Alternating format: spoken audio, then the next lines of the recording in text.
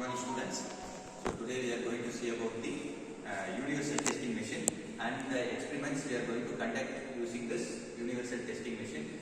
So this is the base for the strength of materials.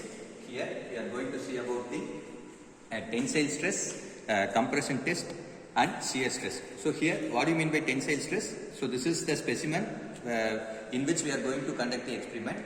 So if you fix the specimen both the sides and if you pull the specimen at both the ends, which is called as the tensile load, and the same specimen if you compress, if you give load downwards, that is called as the compressive force, and if you twist this specimen, it is called as the, or if the specimen is like this, if you give one force to top and another force to the bottom, it will create the shear force.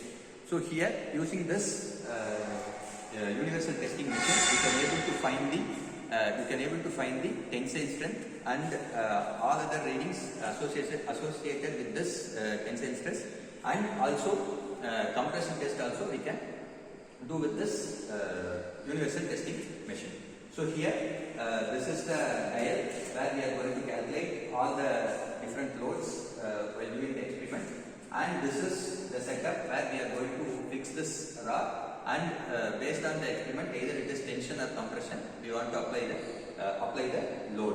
So this is the specimen where the length is marked, which is called as the gauge length. So this is the effective length we are going to conduct the experiment. So top of this portion and this bottom portion, which is going to fix inside this fixture, so we are going to fix inside this fixture top part and the bottom part, right? So this bottom part. So in this specimen, this top part will go inside this chuck and the bottom part will go inside this chuck. And once we started doing the experiment, both the ends, the machine going to pull this specimen to downwards if it is the tension load. Based on the strength of the material, the braking will take place somewhere in the center. So based on that braking load and all other different calculations, we are going to calculate the different reading associated with the tensile stress. Now we are going to fix this specimen, right? So we are going to fix this specimen and we can see how the testing is done. So this is how up to this gauge length we want to fix it. Up to this gauge length we want to fix it, and it is fixed at the top. Similarly, we want to bring this chuck to the top portion, so that up to this portion, this specimen will be folded inside this. After that, we are going to apply the load. So now the specimen which is loading. So this whole setup which is going upwards, once it moves upwards, up to this point we want to fix it. So this is the actual experimental area we are going to calculate the load. So it is coming up.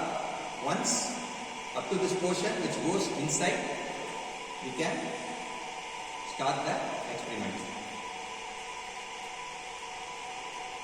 So it is coming up. Now it is loaded. So wait up to that marking point. So you can see exactly to that marking point. We want to load it and we want to tighten. So it is fixed. It is rigidly fixed. Now we can apply the load. Once we apply the load, this both ends will pull this specimen. So exactly at the center, there will be some reduction in area. After the reduction in area, the specimen will be break down into two pieces, right? So this is the experiment. This is the experimental part, and regarding the calculation part, we can see it. Now we can see what are all the calculation part which is associated with this experiment. So here we are going to calculate the yield stress, ultimate stress, breaking stress, and percentage of elongation, and percentage of reduction in area, and finally Young's modulus. Right? So these are all the set of readings, set of the values we are going to calculate it. So here what happens is, once we apply the load, first the center part there will be a reduction in area, and after that you can able to see the formation of neck. That reduction in area, what we call it as the necking. Now we can see first Young's modulus, the formula, which is E is equal to stress by strain. If you solve it, we will get PL by A into delta L. P is what we have applied load which we applied in the machine, and L is the gauge length, the effective length which is in between this specimen, and we can calculate the area of this specimen and change in length. After experiment, there will be change in length, so that length we are going to substitute it, and we can able to find the Young's modulus. After that, yield stress, we are going to use this equation, that is the yield load by the actual area, and for the ultimate stress we are going to use the ultimate load divided by the area. Finally, the breaking stress, at the stress which is there during the breaking point. So at that point we can able to calculate two stresses. The first one is nominal stress, which is breaking load by original area, we want to substitute it, and second one is the actual stress, which is we can substitute breaking load by reduced area. So at during the time of breaking, the area will be reduced because there will be reduction in the size of the specimen.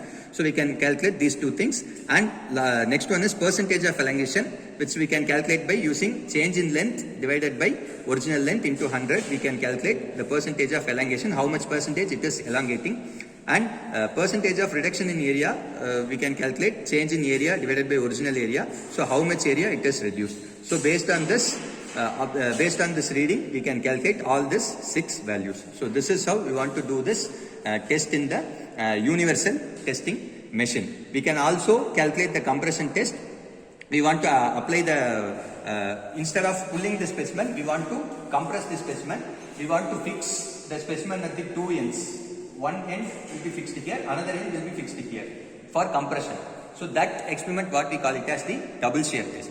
So based on we can calculate both tensile test and the compression test using this universal testing machine.